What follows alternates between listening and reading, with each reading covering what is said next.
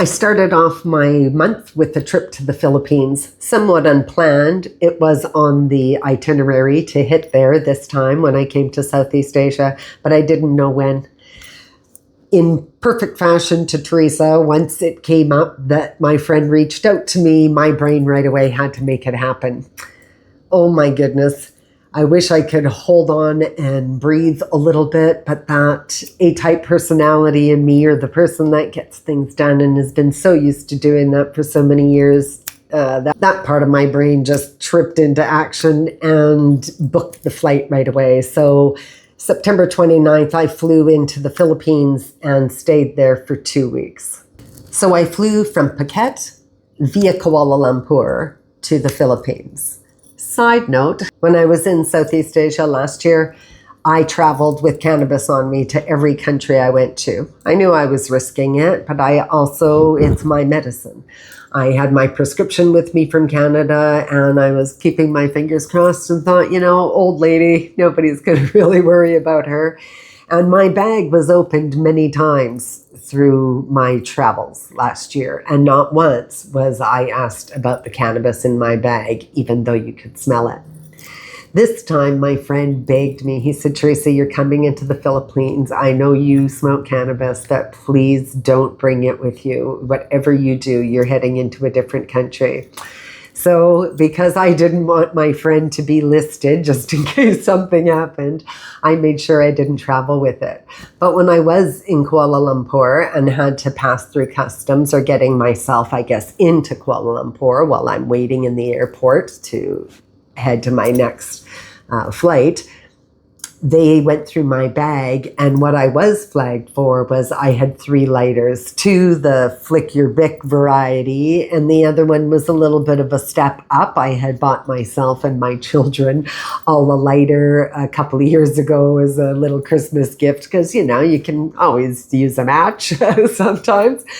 And lo and behold, they wanted to confiscate my lighters, but they allowed me to keep one. So I did keep the one for the gift. But yeah, you might think you're going to get flagged on one thing, and you could get flagged on something completely different.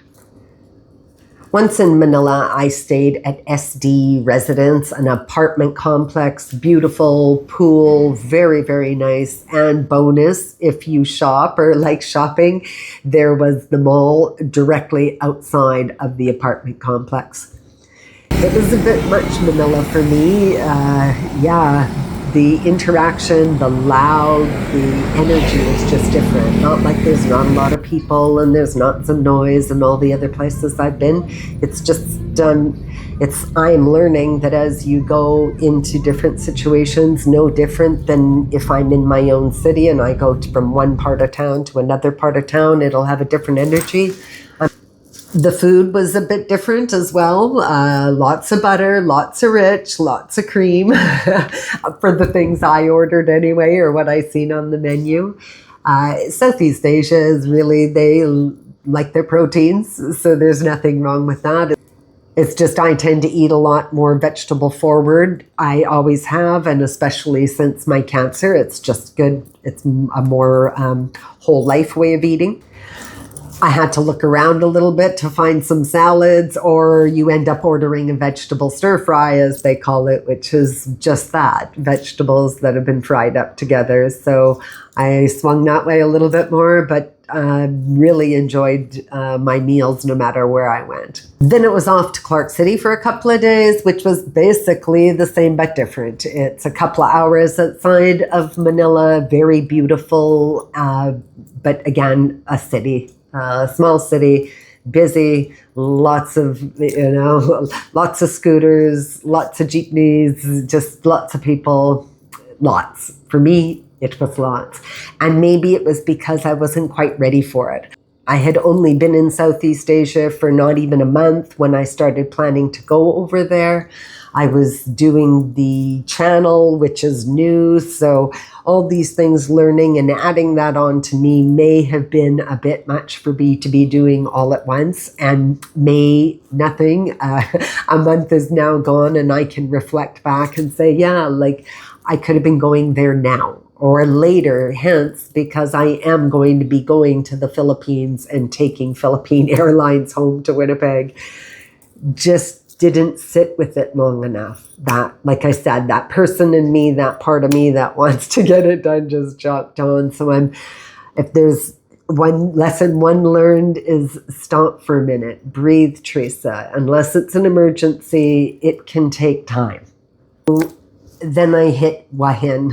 I had been there last year, really liked it, but was quite far away from the beach. I had a really good feel of Hua Hin, but not so much being closer to the beach. I stayed at the Hua Hin guest house, a very beautiful family-owned, well-established guest house.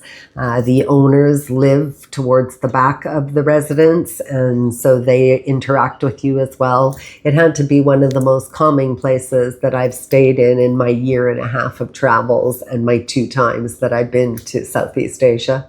There's little markets or little setups that happen that are there all week long with or without the tourists being there. Those were the places I really like to go and eat. I like to be more to the local feel of things, and the food was fantastic. From there, I headed just a few miles or a few kilometers up the way to Cha Am and stayed at a place, a small resort, quiet resort, Dang Ki Resort.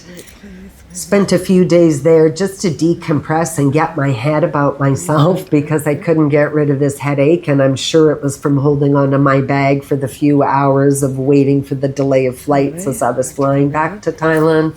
But I just distressed a little bit and got my head about myself and how I wanted to move forward. It was nice to be there because you could eat on the kitchen on site, so I didn't have to go far. I could just walk my couple of feet over to the kitchen morning and night, have things made. The resort was so quiet. There was hardly anyone there. People came in for the overnight stay, but not for days in a row like I did. So I basically had the place to myself all day, and a few people would drop in the evening. So very nice. Again, I wanted some quiet, and the universe ordered that up for me. After a couple of days there, it was back into Hua Hin again. It was going to be my birthday. I wanted to be near and be able to walk on the water for my birthday. If I'm going to be on the other side of the world in Southeast Asia, I'm certainly going to be by the water. I'm definitely landlocked where I am on the prairies in Canada. We do have some beautiful lakes in the region I live in. That's wonderful, but there's just something about the big, big water and how it makes you feel. When I was back in Hua Hin the second time, I lucked out, and I mean really lucked out, at this tiny little boutique hotel that has just opened up over the last couple of months. Shirley 888. Shirley is the owner of this hotel, and not only does she own this hotel, but she also owns 2 other businesses, one being a massage business a couple of blocks down, as well as a restaurant a couple of blocks over. It is being redone, the hotel that she has, and even still smelled like paint when I got the room that I was in. I was on the 5th floor and could walk out to the rooftop deck. I loved it. Again, I wanted quiet, but I was in the heart of everything and only steps away, and yet I felt like I was a world above. The view from the deck, I could get up every morning, walk out, and I just had my own private world. I come here because as much as there's sights to see, I would like to experience this part of the world, the culture and the people and how they exist day to day. And it's really not all about just having a great time. Sometimes you're slugging it out on a computer, even though you're in the beauty of Thailand. I had meals from the same vendors that I had when I was in Hua Hin before. Also, in Shirley's hotel, you can order from her restaurant and she'll have it sent there to you for no extra cost. And if you want a small hotel, that's the one you want. And it's exactly like the pictures. So no, she was a fabulous host, and you might want to check out Shirley 888 Hua Hin. Now for the numbers. I went to give you numbers and then thought, my flight numbers don't make any sense at all. They're like $50, and yet I went all the way to Manila and back to Thailand. Doesn't work. So sure enough, because I buy my flights prior to me going, they were up in September and not sitting in October. So I pulled those numbers down now. So for flight and bus, those kind of things, the big moving around transportation costs came to $428.97. Accommodations were $778.82. Food was $349.33. Grab came to $67.68. Personal items were $44.94. Supplies, $23.01. Phone, $154.31. Bank fees of $71.75. Medical, $120.33. And fun, $75.47. With the total being $2,115.54. Did I make my $1,800 budget? Not at all. I also traveled to 2 different countries in 1 month, going to Philippines and coming back. So if I would have stayed in the Philippines, hitting my budget would have been no problem at all. It was having the excursion to come back, as well as I did double up a couple of nights on hotel room because I wasn't too sure if I was going to like my accommodations I was in. Another benefit of being a budget traveler, because your hotel room is usually under $30. If for whatever reason you don't like it, it's a $30 change, not a $230 change if things aren't quite what you expected. So this month has definitely been about slowing down, making my decisions just one step, one moment, 1 second slower than I normally would, and maybe not making the decision at all. I'm happy that my life is small and minimal and that I'm nomad.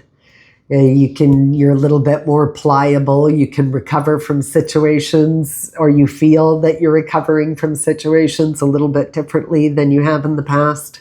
So remember to breathe. Breathe, Teresa. Slow down. Until next time, remember to be kind to yourself. You take care. We'll talk soon. Bye for now.